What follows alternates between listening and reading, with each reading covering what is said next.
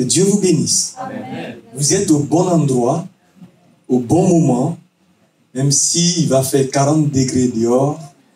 Nous sommes dans le Seigneur Jésus. Et c'est ce qui est important. Amen. Sa grâce, eh bien, c'est répandu sur nos vies. Par cette grâce, nous sommes ici ce matin. Et nous voulons bénir son nom. Je vais lire avec vous.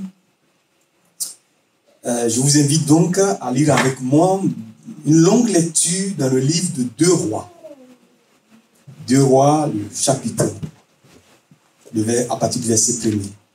Chapitre 1, et à partir du verset 1. 2 Rois. Amen. On va lire une longue histoire. Comme on m'a donné un peu plus de temps, heureusement, amen. Il est écrit ceci. Alors, les versions vont différer un peu, mais c'est la même histoire. Les Moabites se révoltaient contre Israël après la mort d'Akab.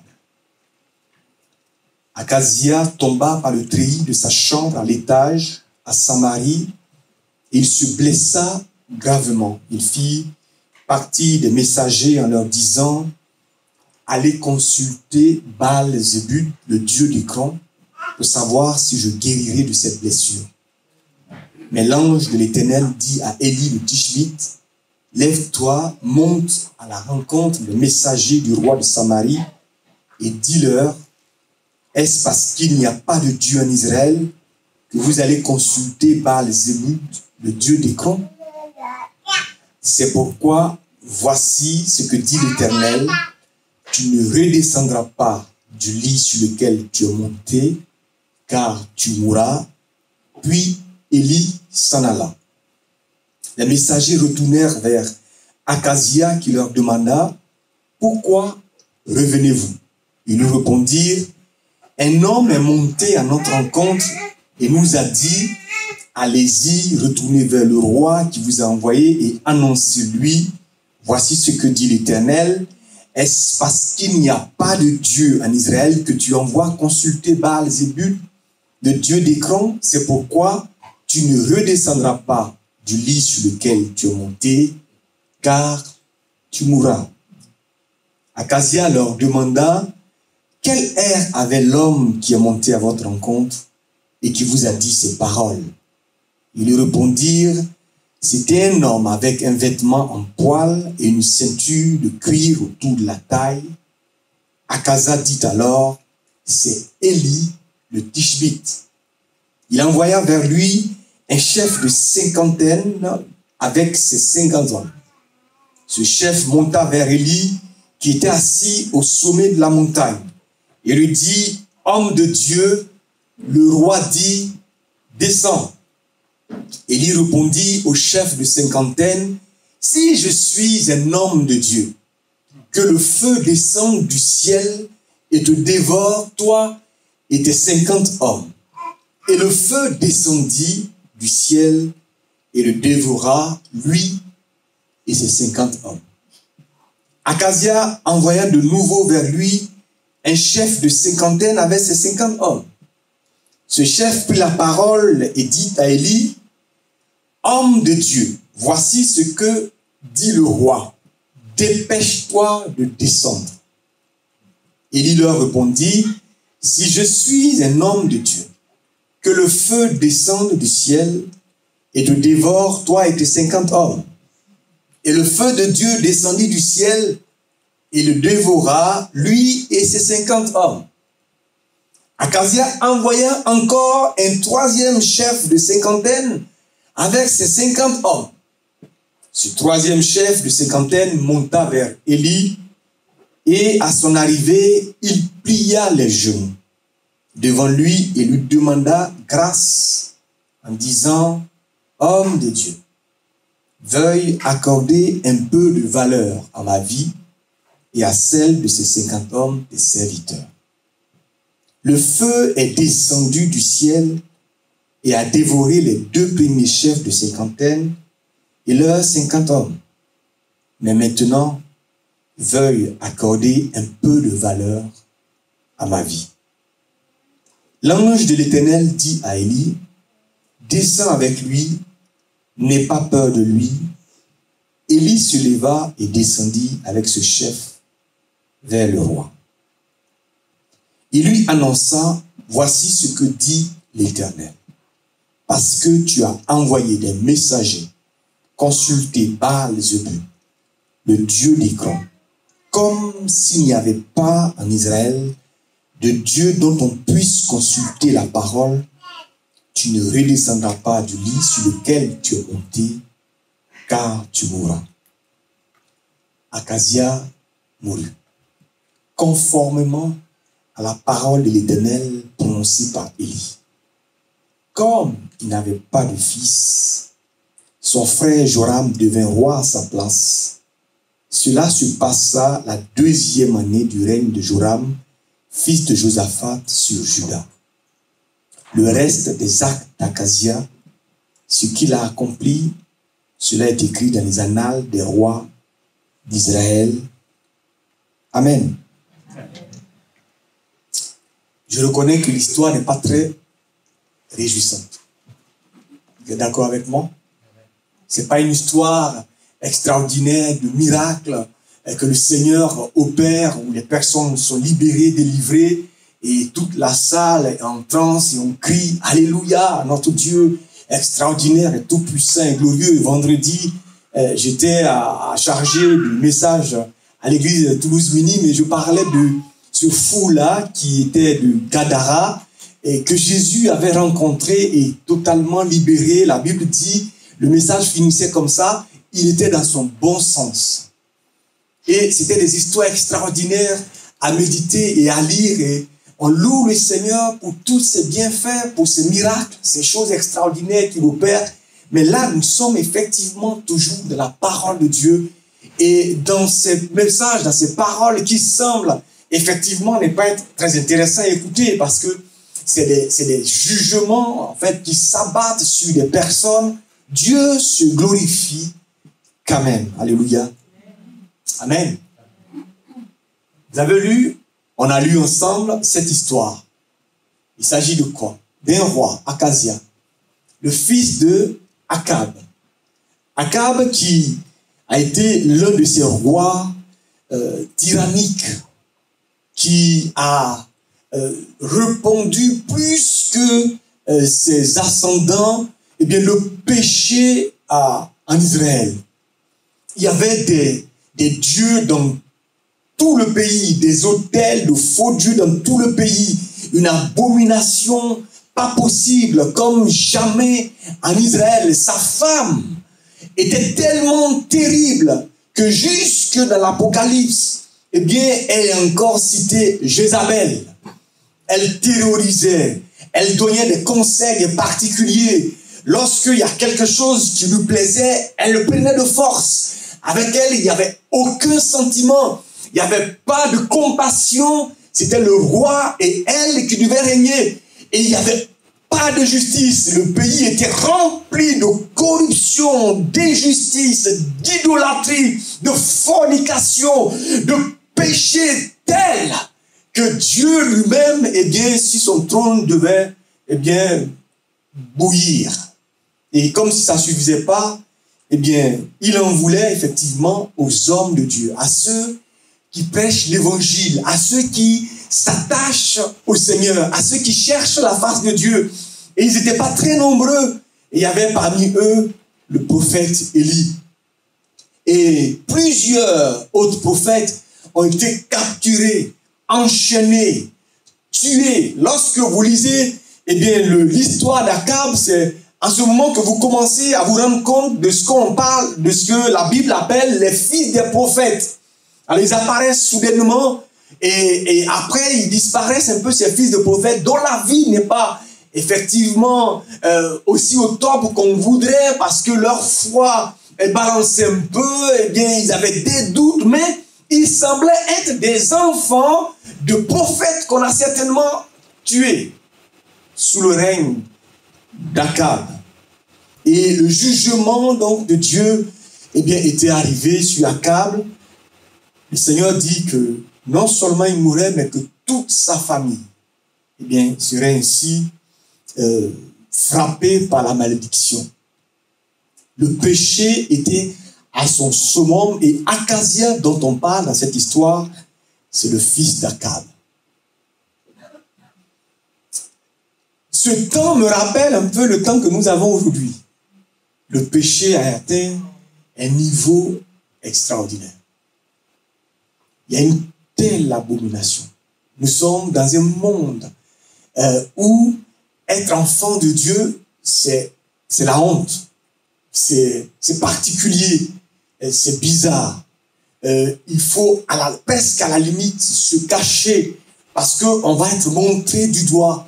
On va nous trouver assez particuliers, assez fous ou bizarres. La Bible l'a prédit de toute façon.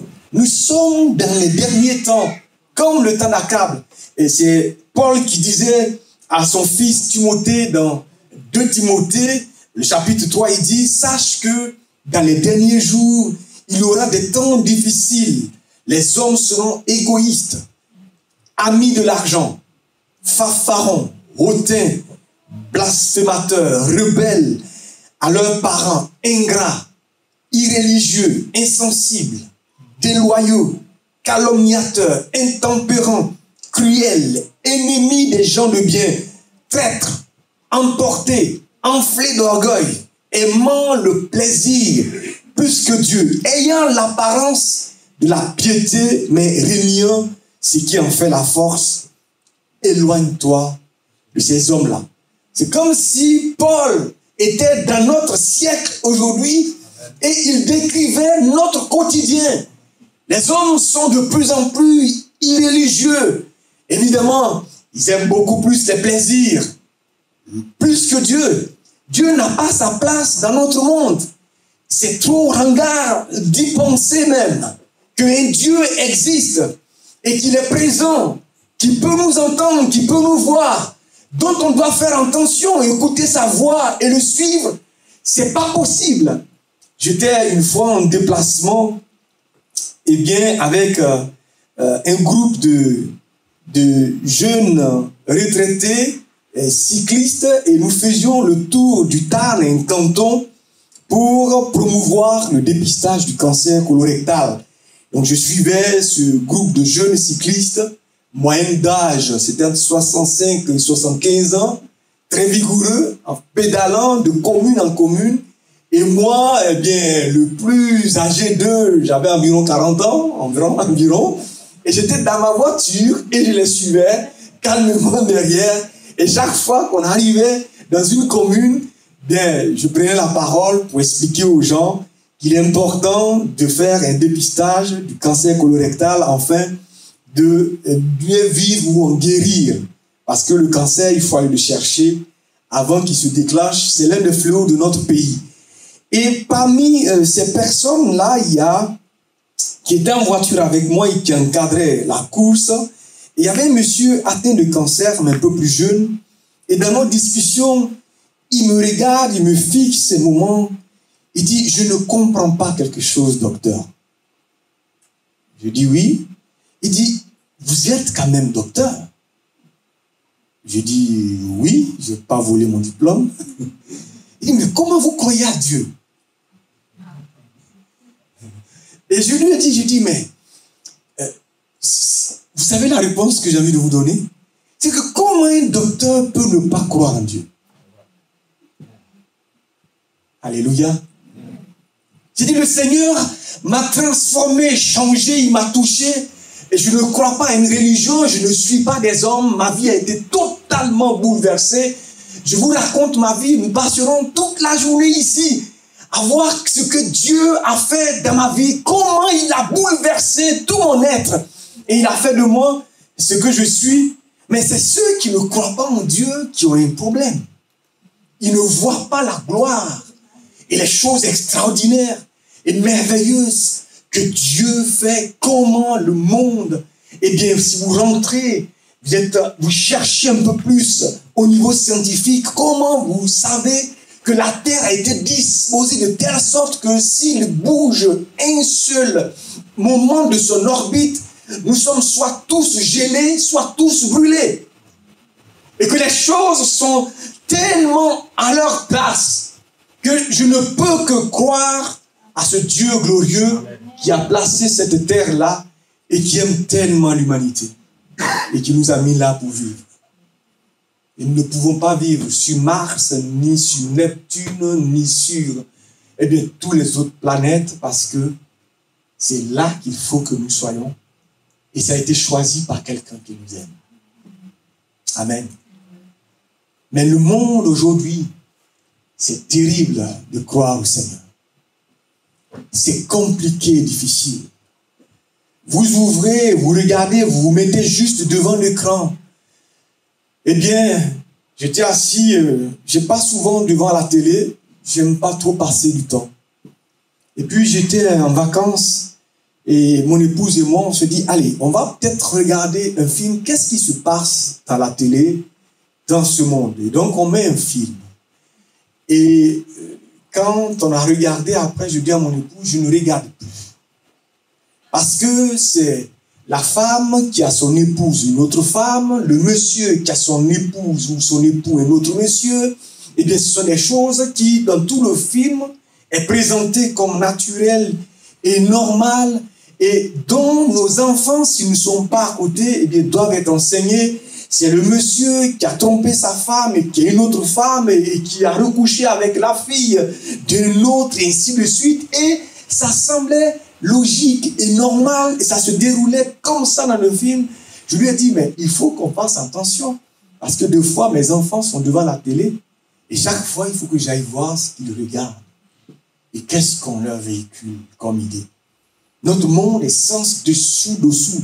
Eh bien, c'est le péché à tous les coins de rue, c'est l'abomination. On parle de toutes ces stars et puis chaque fois, eh bien, on essaie de voir le temps qu'ils sont restés en couple. Lorsqu'ils sont en couple, combien de temps ça a duré?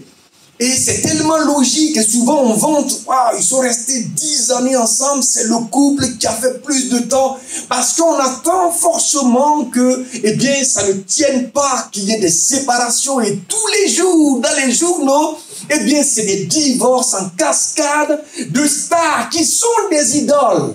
Des gens de notre monde, évidemment que tous, eh bien, ceux qui les suivent ou les regardent ou les idoles, veulent faire comme eux. Et c'est comme ça que notre monde est régi. Les hommes sont très loin de ce qui est Dieu. Et puis, il y a quelques personnes qui disent oui au Seigneur. Vous et moi. Amen.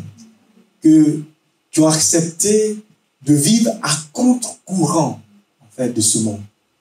Et c'est difficile. C'est compliqué. De vivre en tant qu'enfant de Dieu, de confesser sa foi, de tenir ferme.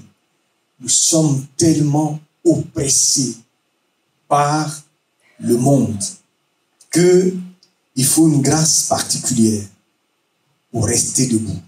Amen. Je reviens sur l'histoire. Amen. Comment les choses se passent. Nous prêchons Jésus l'évangile. Nous sommes, eh bien, des nés de Dieu. Amen. La Bible, souvent, les enfants de Dieu ignorent leur position dans ce monde. Quelquefois, on ne sait pas ce que nous sommes. Et donc, il y a comme une certaine honte, une gêne, quelque peur. Parce qu'il ne faut pas qu'on sache trop que ce que nous sommes. C'est Paul qui dit encore, c'est Pierre plutôt qui dit dans l'un de ses épîtres, vous au contraire, vous êtes une race élue, un sacerdoce royal, une nation sainte, un peuple acquis, afin que vous annonciez les vertus de celui qui vous a appelé des ténèbres à son admirable lumière.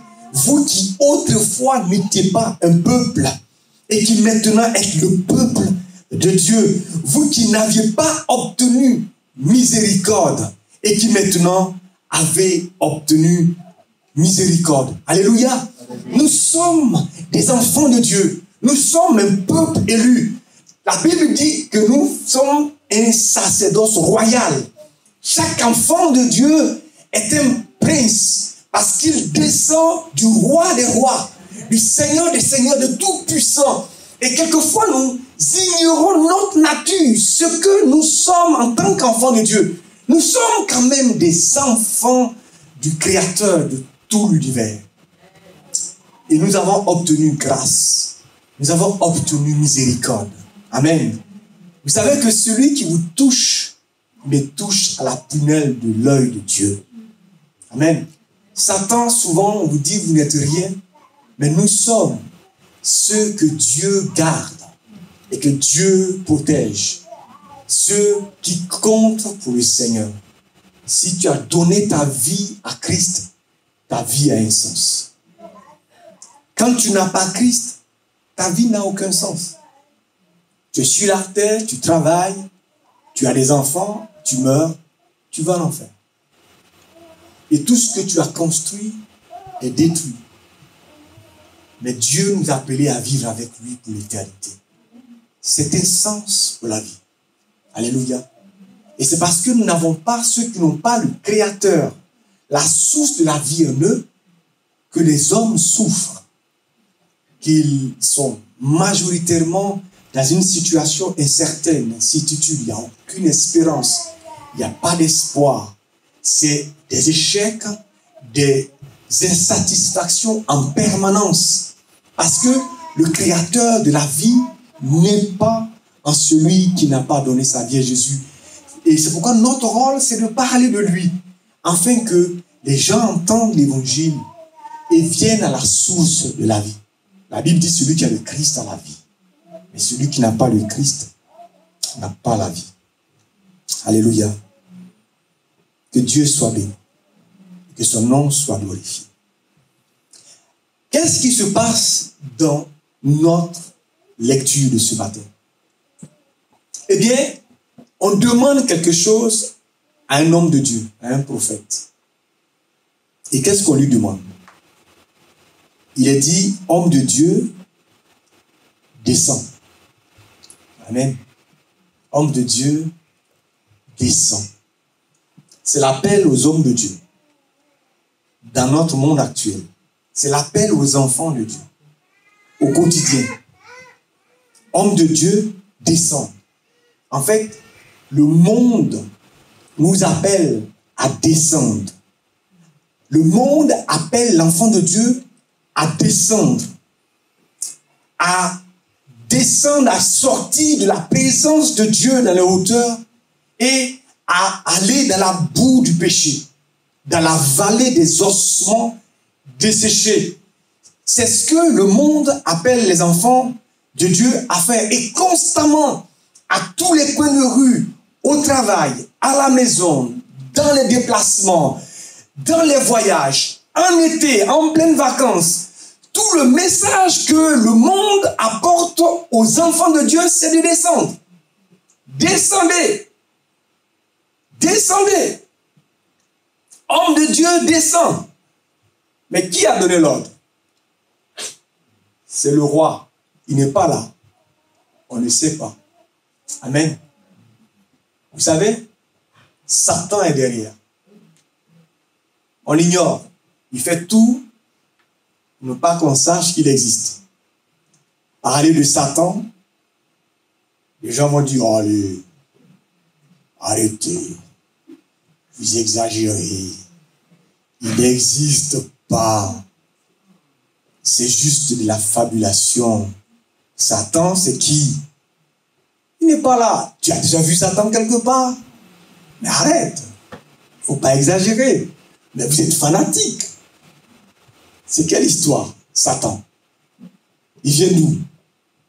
Il est de quelle nationalité? On ne le connaît pas, il n'existe pas. Satan, il se fait ignorer totalement. Eh bien, pour ne pas qu'on sache, moins on sait qu'il est vivant, qu'il est présent, mieux c'est. Il travaille. Il tente, il pose ses pièges. il agit tous les jours afin de nous attirer vers le bas, de nous faire descendre la présence de Dieu. Et quelquefois, on ignore tellement et on s'en prend aux gens. On fait des histoires. On s'énerve parce qu'on est calomnié, on est insulté par le collègue ou de la famille, on se dispute. Ou bien le voisin nous a créé des problèmes, donc on réagit. Et on oublie qu'en fait, derrière, il y a le diable qui veut nous faire descendre. La Bible dit, vous n'avez pas à lutter contre la chair et le sang, mais contre les dominations, les autorités, les princes de ce monde de ténèbres, les esprits méchants dans les lieux célestes. C'est pourquoi prenez toutes les armes de Dieu afin de pouvoir résister dans le mauvais jour et tenir ferme après avoir tout surmonté. Alléluia. Le diable envoie ses messagers par la télévision. La télé, c'est l'université du diable. Et chez vous à la maison. Tout le monde entier se trouve dans votre salon. Et si vous ne faites pas attention, vous êtes très rapidement gagné. Et si vous êtes assez fort pour résister, vos enfants sont gagnés. Et c'est assez impressionnant ce que la télé fait. Et en plus, aujourd'hui, il y a les réseaux sociaux. Alors, c'est plus grave. Alors, les enfants, les jeunes, les personnes âgées se découpent totalement, sont séparés, isolés. Et on regarde tout ce qu'on ne doit pas regarder seul. Une fois, je voulais prendre un train. Je passais, je vois un jeune homme qui est juste assis avec son téléphone. Et mon regard tombe dessus. Il avait peut-être 15 ans ou 14 ans. Eh bien, il regardait des trucs pornographiques. L'université du diable était dans sa main. Dans sa main. Et c'est notre quotidien. Satan nous dit, descends.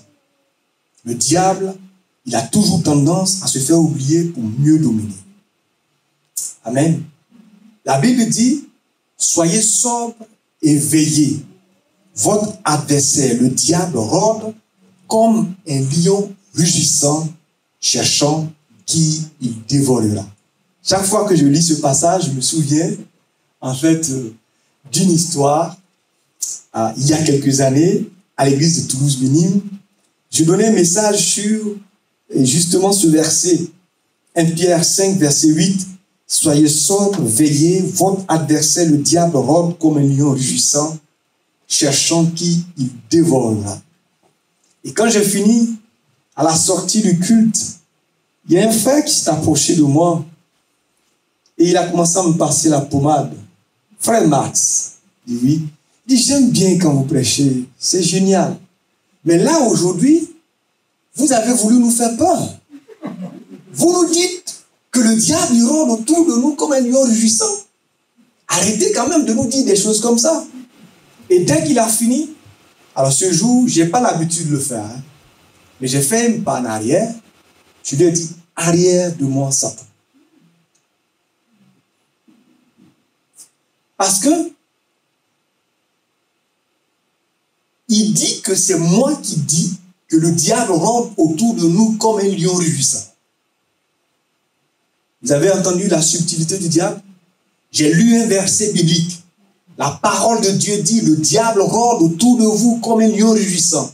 À la fin de la réunion, le monsieur s'arrête et dit, mais Max, pourquoi tu dis que le diable rôde autour de nous comme un lion rugissant? Je dis, mais c'est pas moi, c'est la parole de Dieu qui le dit. C'est la parole de Dieu, je ne l'ai pas inventé. Je ne veux pas faire peur. Ce n'est pas mon désir. Amen. Je veux juste attirer l'intention, et c'est le message que Dieu donne, que le diable est vivant, il est présent et qu'il rôde. Et tout son désir, c'est que depuis que tu t'es levé ce matin, eh bien, que tu descendes de la présence de Dieu. Qu'à la fin de cette réunion, il puisse te trouver un moyen, il t'attend juste là, pour te proposer quelque chose qui t'éloigne un peu plus de Dieu, pour qu'il soit dans la joie. Il veut te faire chuter, le seul but, c'est que tu ailles à l'enfer avec lui. Et le Seigneur a un but, c'est que tu sois avec lui pour l'éternité. Et c'est un combat quotidien. et Satan Hérode. Jésus disait à ses disciples, Satan vous a réclamé pour vous cribler, mais j'ai prié pour vous. Amen. Satan vous a réclamé pour vous cribler. C'est lui, le diable, qui s'est approché de Jésus-Christ pour lui demander de se prosterner, de l'adorer. Comme ça, il va lui donner le monde. Il a dit, tu vois tout ça, ça m'a été donné. Tu te prosternes, je te donne. Il le dit toujours, jusqu'aujourd'hui, à plusieurs personnes. Tu vois ça, cette gloire, fais ceci, je te donne. Tu vois toutes ces richesses, ça m'appartient. Arrête d'être ringard et le dimanche matin, sous 40 degrés, de te déplacer pour aller te rassembler avec des gens qui sont tous un peu fous. Oublie ça. Reviens normal. Quand même, sois réfléchi. Nous sommes au 21e siècle, en 2022.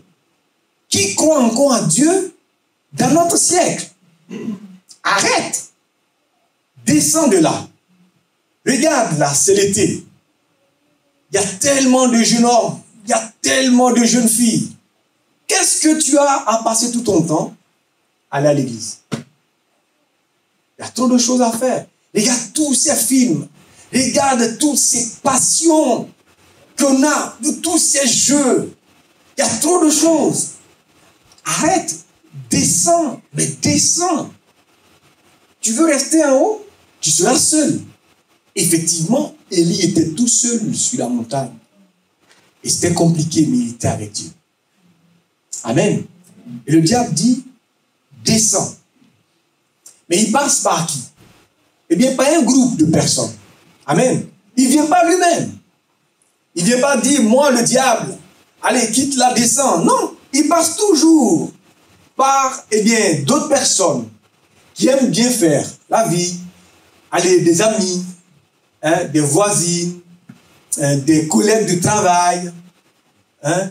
Mais allez, comment tu vis? Tu vas à l'église, pouf, tu fais quoi? Allez, on va aller en boîte de nuit, tu ne veux pas venir avec nous? Quand même, c'est intéressant. Le vendredi soir, le samedi en boîte, ah, c'est intéressant. En été, oh, viens, on va faire un voyage extraordinaire. Dans certains pays, ah, il y a des jeunes hommes ou des jeunes filles extraordinaires, on va passer un bon moment. Oh, viens, faisons un petit trafic, on va avoir un peu de sous, tu vas voir, et on sera à l'aise. Et il passe toujours par plusieurs personnes pour nous amener vers le bas. Ou bien il veut nous écrire, alors on rencontre des voisins qui sont méchants, qui nous insultent, qui font des choses, veut qu'on s'énerve et qu'on réagisse. Ou bien c'est le collègue qui va raconter des choses au patron pour être bien vu, des choses fausses. Et nous, on est énervés. Et le sentiment qui agit, c'est oh, il faut le tuer ce gars. Mais c'est un menteur. On est en colère, mais le diable, il cherche tout. Il passe par d'autres personnes pour nous attirer vers le bas. Et puis vous allez remarquer que Élie était seul. Mais ceux qui lui demandaient de descendre, ils étaient combien? 51. Un monsieur et 50 hommes. Ils sont toujours plus nombreux. Ceux qui nous oppressent pour descendre. La Bible dit, l'âge est spacieux, le chemin qui mène à la perdition, plusieurs l'empruntent. Mais étroit et resserré, le chemin qui mène au ciel, et ils sont peu nombreux ceux qui sont sur ce chemin. Et nous sommes sur ce chemin étroit et resserré. Il n'y a pas assez de place pour bouger. Il faut se faire un chemin. Quelquefois, le chemin, il est caillouteux, rocailleux, c'est compliqué et difficile. C'est pas facile d'être chrétien, je le reconnais. C'est pas évident. La Bible dit, eh bien, on va être haï par nos parents, par nos amis, nos frères, nos sœurs, ceux qu'on pense aimer. Ils vont nous regarder d'un air bizarre. Eh bien, c'est pas évident d'être enfant de Dieu et d'être en hauteur, toujours en présence de Dieu, s'attacher à Dieu, chercher son intimité, être dans la prière, dans la méditation de la parole, louer le Seigneur avec force, avec foi. C'est pas évident. Dans notre monde actuel, c'est pas évident. Parce que ceux qui ne le connaissent pas sont plus nombreux et ceux-là nous font pression. Ils nous oppressent. Ils nous oppressent. Ils agissent, ils veulent qu'on descende. Le diable a toujours voulu qu'on descende. Lorsque Jésus-Christ était sur la croix, qu'est-ce que les gens lui ont dit? Il dit, mais descends. Comme ça, on va croire. Si tu es le Fils de Dieu, descends. Et tous les jours, le diable envoie des gens qui nous disent, mais descends de là. Tu exagères. Descends. Tu es un fanatique. Deux fois même, ça peut venir, même des gens même qui viennent à l'église. Satan, il ne se gêne pas. Dès qu'il y a une petite faiblesse, il rentre là. Oh frère, calme-toi un peu. Tu n'es pas le seul chrétien ici. Tu es trop zélé là. Maîtrise-toi.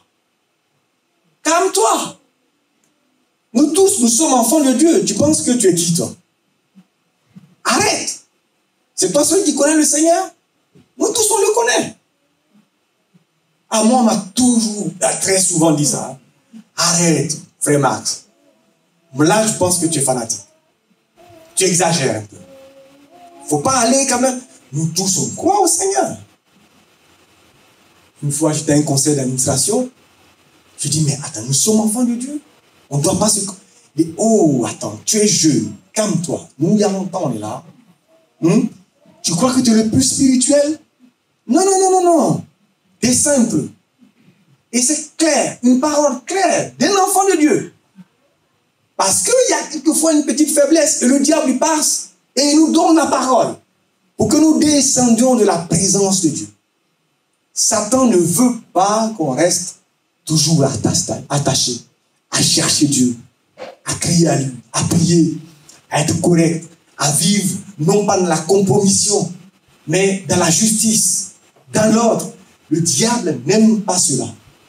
Il essaie toujours de nous faire détourner de la voie et de nous faire descendre. Nous sommes les enfants de Dieu. Et quel que soit, le nombre de ceux qui veulent nous faire descendre, nous tenons. Amen. Nous sommes les enfants de Dieu. Dieu nous écoute. Quand 51 personnes ordonnent à Élie de descendre, il sait sa position, il sait qui il est. Est-ce que vous savez qui vous êtes?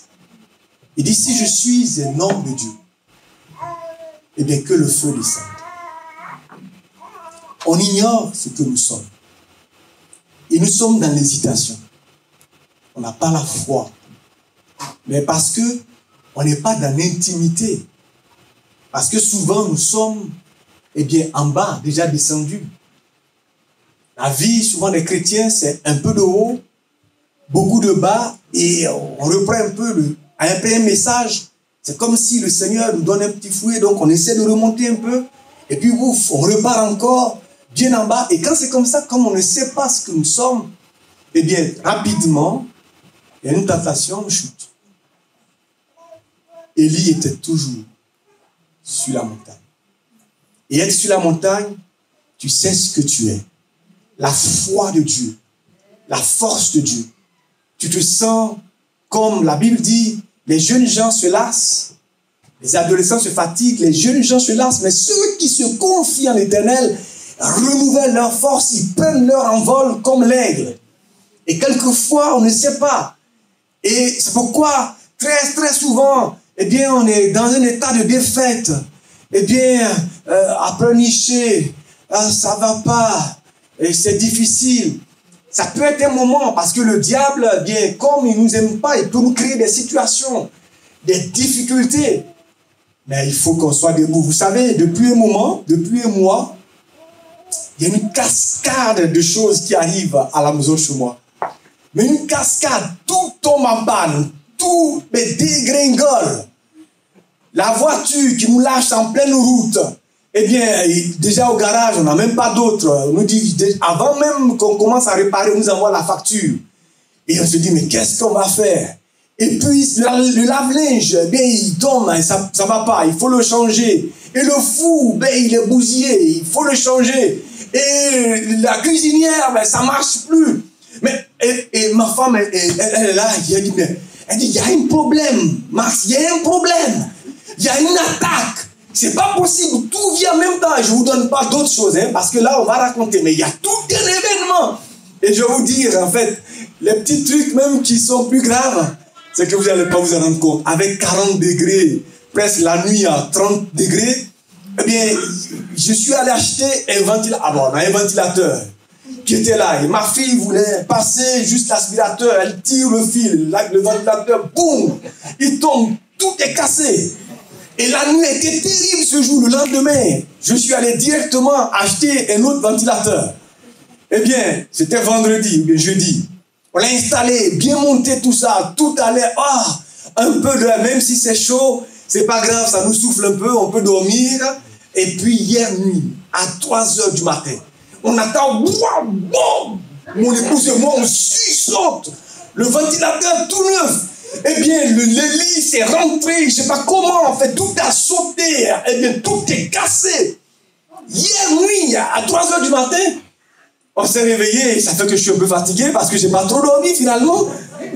Et mon épouse est assise. Elle dit non, il y a quelque chose, Max. Il y a quelque chose.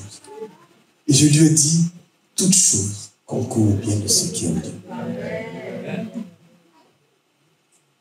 J'ai dit, ne fixe pas tout ce qui nous arrive, que nos yeux soient sur l'Éternel. Je dis, même si nous sommes couchés là, que la maison s'écroule, sois ferme dans la foi. Nos yeux sont sur l'Éternel. Les armées. Et quelquefois, les choses nous arrivent tellement qu'on oublie un peu notre position, notre place avec le Seigneur. Mais nous sommes les enfants de Dieu. Alléluia. Pour cela, il faut qu'on reste toujours dans les hauteurs spirituelles. Et ce n'est pas facile. Facile à dire, mais au quotidien, c'est difficile. Paul disait à Timothée, exerce-toi à la piété. Exerce-toi à la piété. Amen. C'est ici que j'avais rendu ce témoignage de ce que j'avais voulu faire le vélo. Est-ce que vous vous rappelez? Vous vous rappelez, ceux qui étaient là? Eh bien, on habitait dans un quartier là, à Toulouse, un peu en colline. Et puis, bon, je sentais que, je prenais quand même du poids, chaque jour, sans aucun effort. Je suis toujours dans la voiture. Je descends de la voiture, mon bureau est là, je suis là toute la journée, je remonte. Eh bien, dans la voiture, je suis là. Le jour où je fais du sport, c'est quand je vais faire des courses. Parce que j'ai le caddie, et puis je fais le tour dans le magasin, ça peut me prendre 1 heure de marche. Mais après ça, dans la voiture, tout le temps, il y a un bon matin, en plein été, et je dis, bon, Max, tu exagères, il ne faut pas te faire un truc cardiaque là aussi jeune, donc va faire un peu de sport. Mais le sport, il faut s'exercer. Je me suis réveillé, j'ai pris le vélo, sorti 18 de la rocade, et j'ai suivi toute la rocade, là, il y a une bonne piste cyclable, et je suis parti, sorti 18, j'ai pédalé, et à fond, je vous assure, j'étais en forme. Sorti 17, sorti 16, sorti 15, ça fait déjà 6 km de presque parcouru, et bien j'étais en forme, à un moment, j'ai réfléchi, j'ai dit, sois sage, il faut que tu reviennes. Donc, j'ai fait le détour, et en revenant, ça commençait à craquer un peu, donc je faisais quelques petites pauses, mais je suis allé. Jusqu'à ce que je reprenne la sortie 18, j'étais trop fier de moi ce jour-là. Ah, mais tu as pédalé. Allez, tous les jours, tu feras ça, Max. Et puis, juste comme nous sommes dans une colline, alors, dès que j'ai sorti la sortie 18, que je voulais partir, non, ça n'allait plus. Je suis descendu, je dis, tu as fait assez. J'ai pris mon vélo, je l'ai poussé. Jusqu'à chez moi. Et nous habitons au 1er étage, tranquille, tout fier.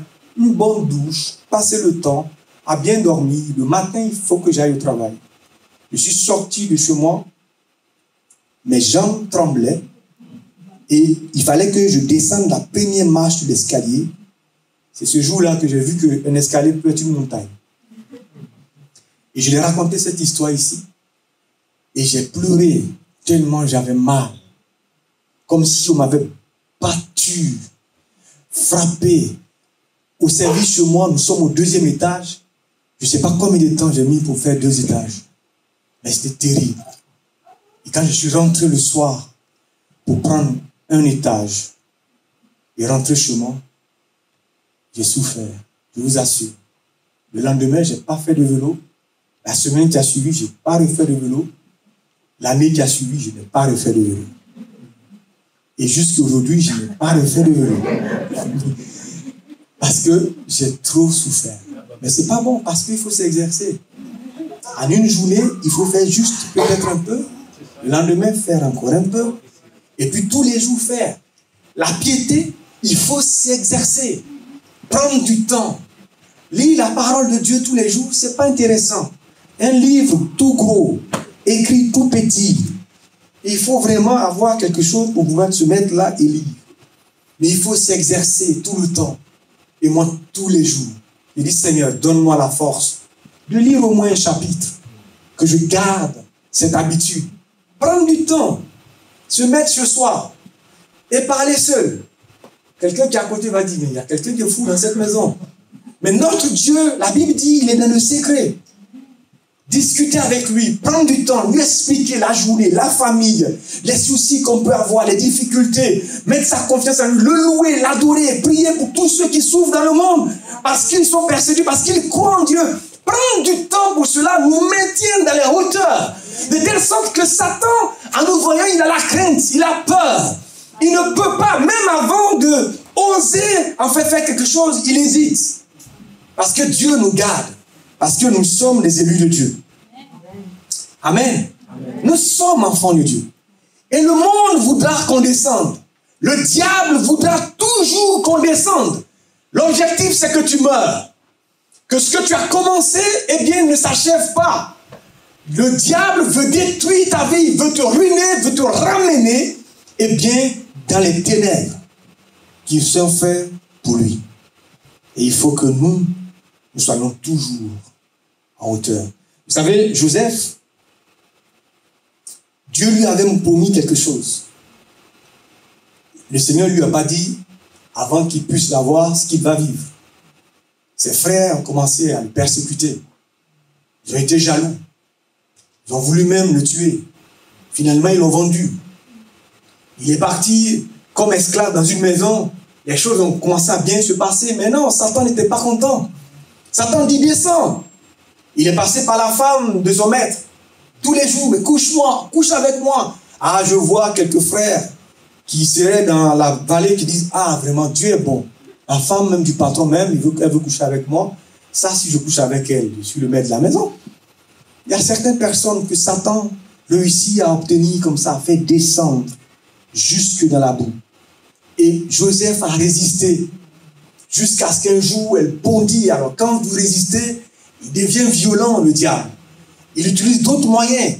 Et la femme l'a saisi, l'a fui. La Bible dit, fuyez l'impudicité. Et tous les autres péchés que vous commettez sont hors du corps, mais fuyez, fuyez. Le Seigneur ne dit pas, résistez. La Bible dit, résistez au diable. Mais la Bible dit, fuyez l'impudicité. Quand vous êtes dans une situation où vous pensez que là, eh bien, c'est pas clair, fuyez. C'est Dieu qui dit. Amen. Amen. Ne dites pas, je suis trop fort, il faut que j'aille prêcher en bois de nuit. On a déjà vu une sœur comme ça, qui était très zélée, qui voulait aller prêcher en bois de nuit. Elle a vite déjanté. On a vu un homme de Dieu qui dit qu'il veut aller prêcher dans des plages de nudistes.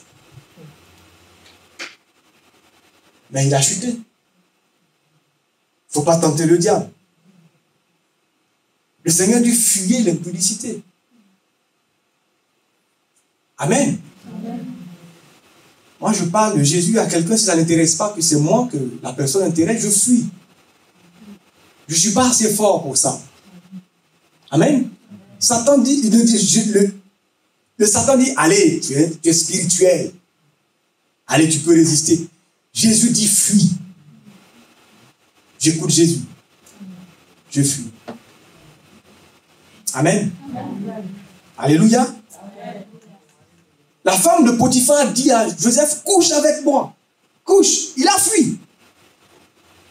Elle a attrapé son habit. Elle a menti sur lui. Il veut me violer.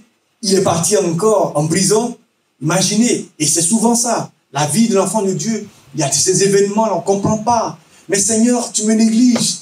Mais tu m'as promis, tu m'as fait, tu as dit que si je viens avec toi, Je serai béni de toutes les bénédictions spirituelles.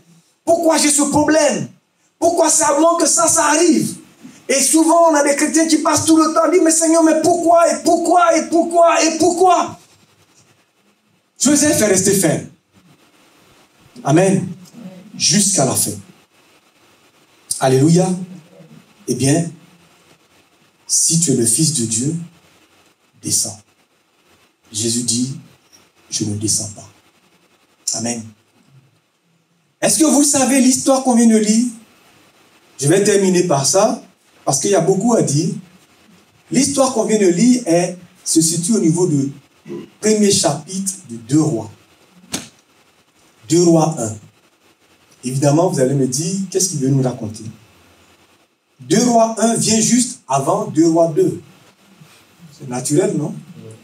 Si vous lisez un peu la Bible, vous allez voir qu'au deuxième chapitre de 2 Rois, c'est le moment où Élie est arrivé au ciel. Satan sait que juste avant la gloire, il veut que nous manquions cela.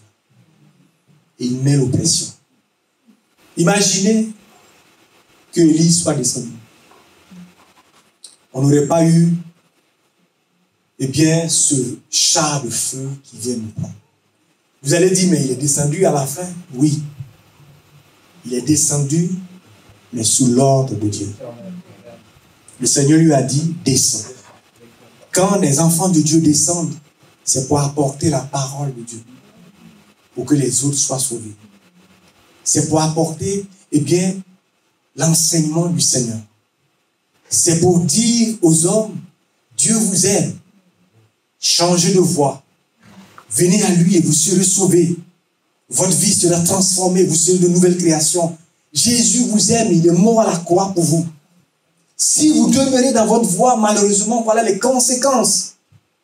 Quand un enfant de Dieu descend, ce que Dieu lui dit, va donner un message.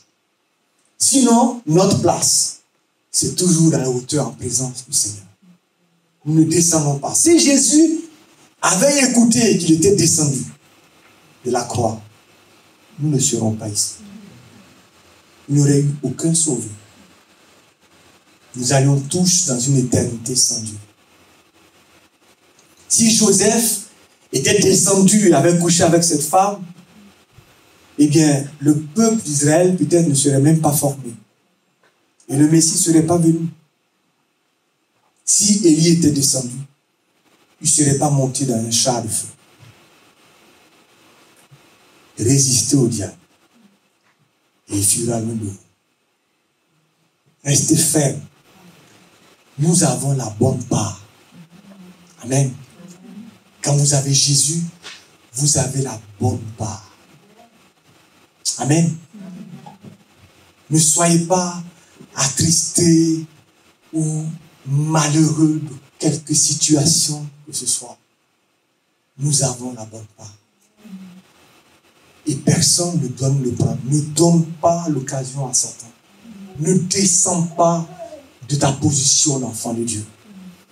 C'est le message que Dieu me donne ce matin pour le peuple de cette assemblée. Ne descendons pas de notre présence du Seigneur et que notre foi soit toujours ferme. Alléluia. Et que Dieu soit glorifié, loué, exalté. Merci Seigneur pour sa parole. Je peux prier le Seigneur. Alléluia. Gloire à toi, Jésus. Élévation à ton nom, Père. Merci pour ta grâce et ta miséricorde, ta compassion, ta bonté. Je te loue pour l'œuvre que tu accomplis dans notre vie. Comment tu nous as attirés à toi par des cordages d'amour. Comment tu t'es révélé à chacun de nous dans Seigneur, cette assemblée. Seigneur, comment tu as agi, comment tu as touché, tu as tendu ton bras d'amour pour nous arracher de ce monde de ténèbres. Tu as fait de nous des enfants de Dieu, des sacerdoces royales. Tu prends soin de nous. Et Satan, Seigneur Dieu, ce monde, Seigneur, qui veut nous arracher ce que tu as donné, nous amener, Seigneur Dieu, à descendre, Seigneur, dans la boue du péché, Seigneur Dieu, à nous conformer à ce monde. Tu as dit, ne vous conformez pas, Seigneur Dieu, à ce siècle présent. Seigneur Dieu, mais que vos yeux soient toujours fixés vers le ciel. C'est là où est notre demeure.